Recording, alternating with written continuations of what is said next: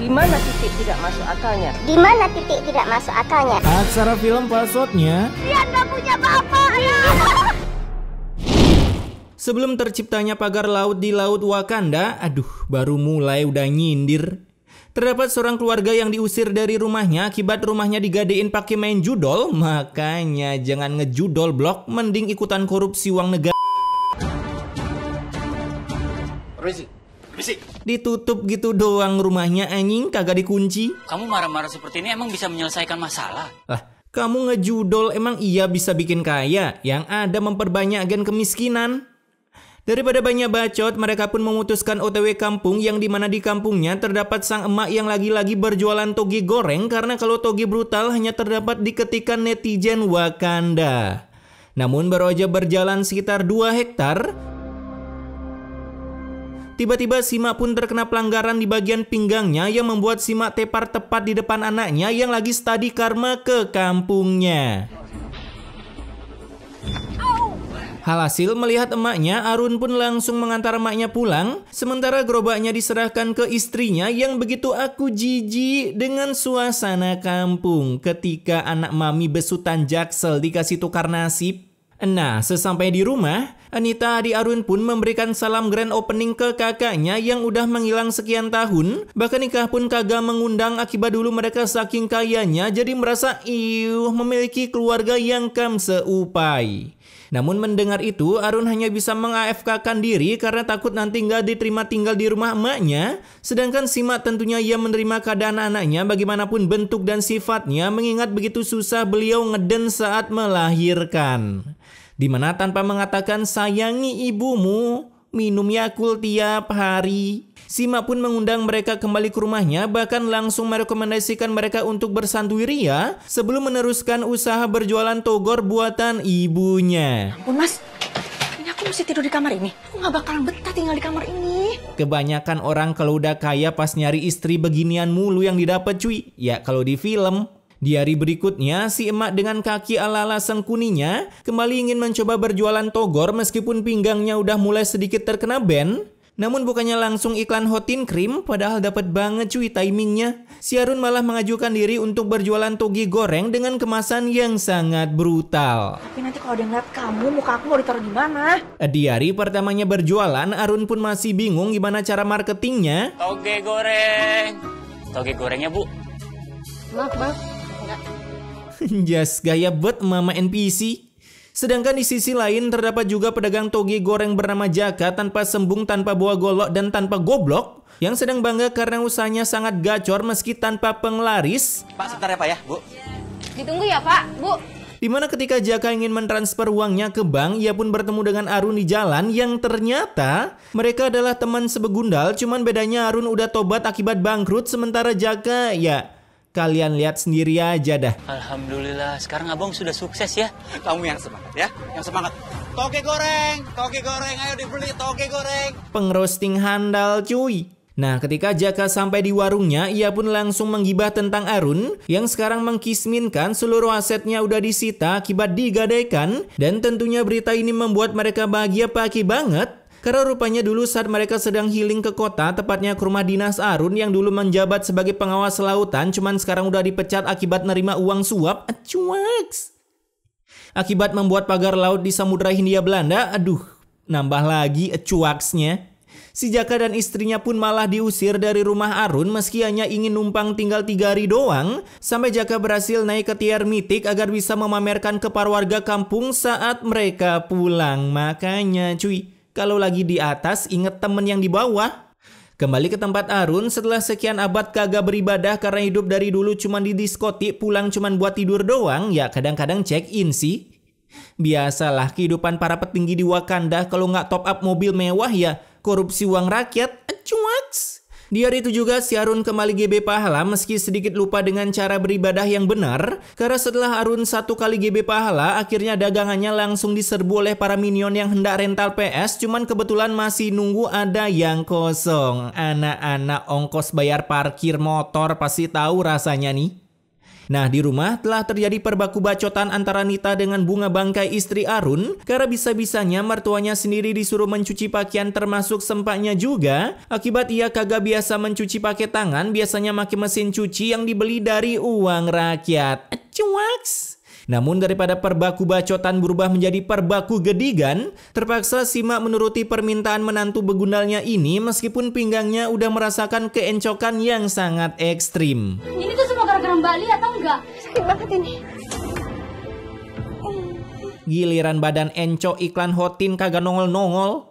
Di sisi lain, saat Arun berjualan, ia pun menemukan seorang kakek-kakek NPC GTA yang sedang mengalami kenaikan asam lambung, sehingga Arun langsung membuatkannya toge goreng, kemudian menyuruhnya bayar 2 kali lipat daripada masuk rumah sakit yang kebetulan jarak ke rumah sakit dari TKP sangat jauh. Wah, pinter sekali ya guys.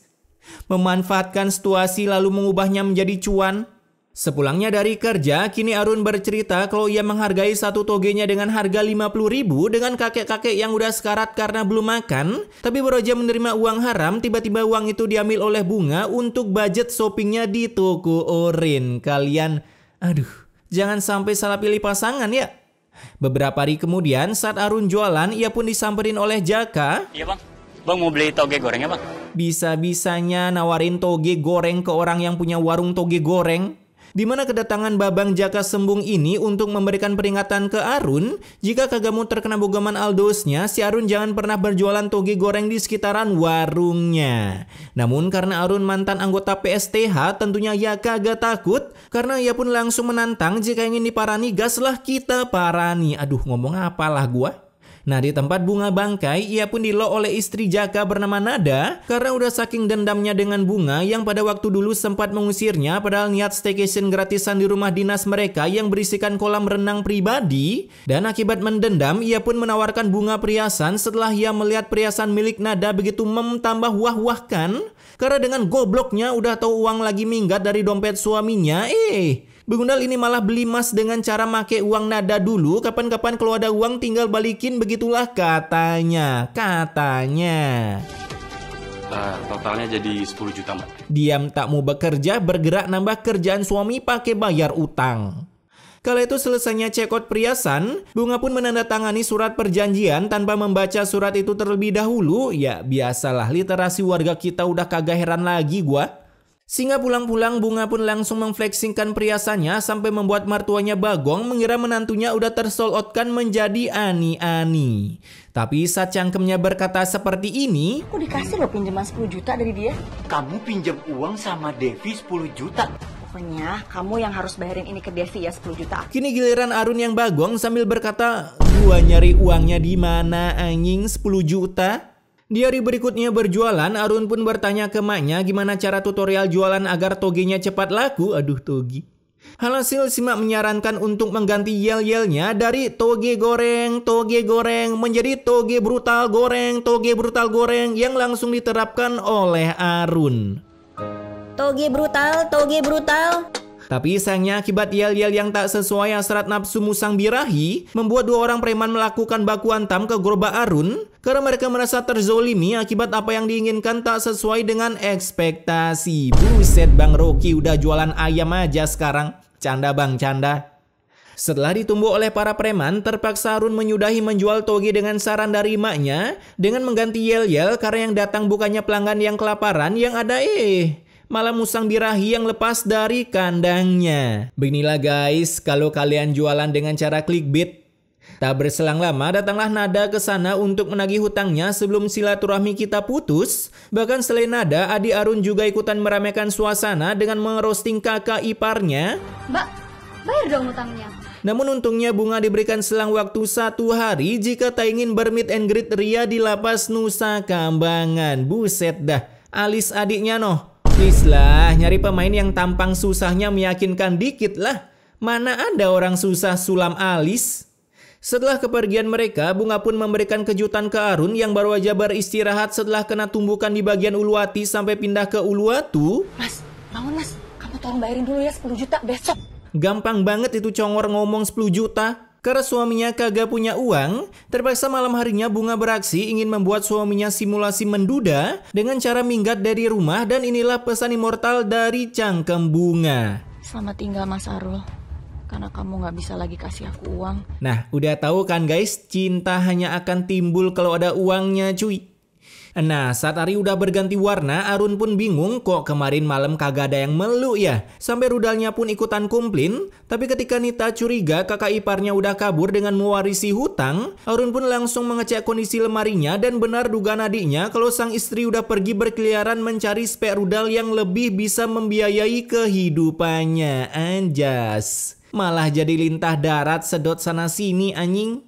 Tak berselang lama muncullah dua begunal ke sana untuk menagih hutang, yang dimana akibat kepergian Bunga kini Arun yang harus menanggung semuanya, bermeet and greet ria bersama para napi. Namun untung dengan kekuatan Simak yang tiba-tiba nge-cheat Esoyam 2 kali, kebetulan sekali nge-cheat dapat uang 5 juta. Ia pun tiba-tiba mengeluarkan kalung warisan Denles yang dulu saat beli nasi padang lupa bawa uang kecil jadi nebus nasi pakai kalung. Karenanya mengandalkan satu kalung emas, akhirnya hutang Bunga pun auto lunas. Ciah, rugi kabur dari rumah. Kamu nggak boleh dipenjara, nak. Kamu itu anak ibu laki-laki satu-satunya. Salah tuh skripnya. Arun, kamu nggak boleh dipenjara nak. Cuman kamu tulang punggung keluarga, pinggang ibu udah encok, jualan toge goreng nggak kuat.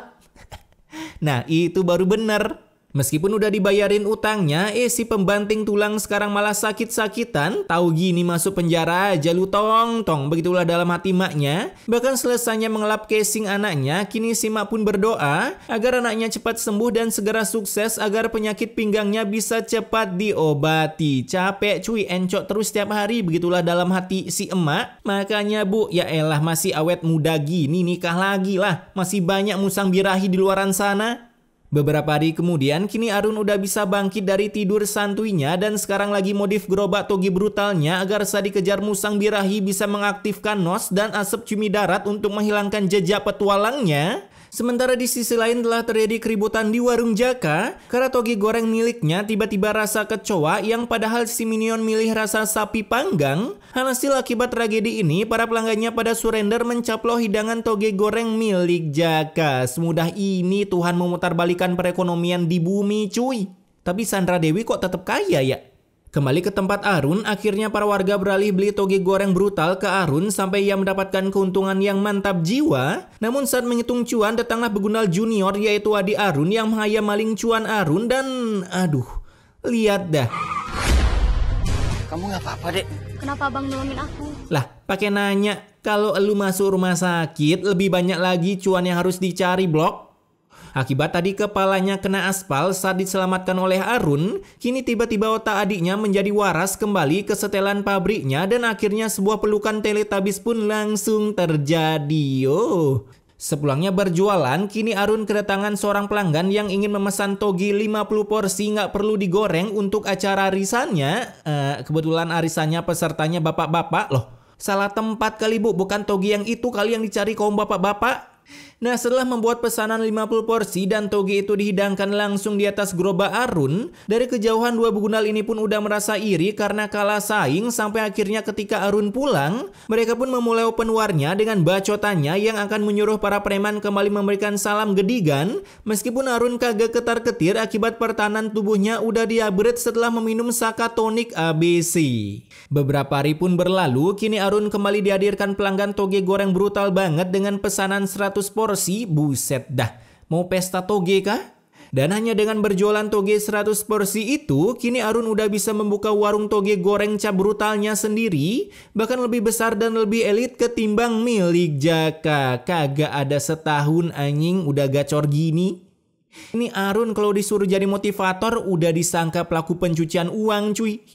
Tak berselang lama, berflikerlah Bunga setelah resign mencari om-om sugar daddy di Surabaya, malah dapat sepek sugar glider. Hasil akibat kagak ada tempat bernaung, asik bernaung. Kini ia pun malah jor-joran berkata tobat ke Arun, meskipun pertobatannya kagak dipercaya oleh Nita yang tahu gimana sifat wanita. Paling Mbak mau kembali sama Bang Arul karena Bang Arul usahanya udah sukses dan maju kan? Nah, itu udah pasti. Namun karena Arun begitu botol, bego dan tolol, ia pun malah memberikan Bunga kesempatan kedua seperti lagu tangga zaman purba.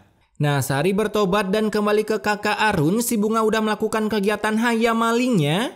Dan kejadian ini berhasil diciduk oleh Arun sekeluarga. Tunggu mas, ini bukan seperti yang kamu kira ya mas. Pala bapak kau tidak seperti yang kamu kira.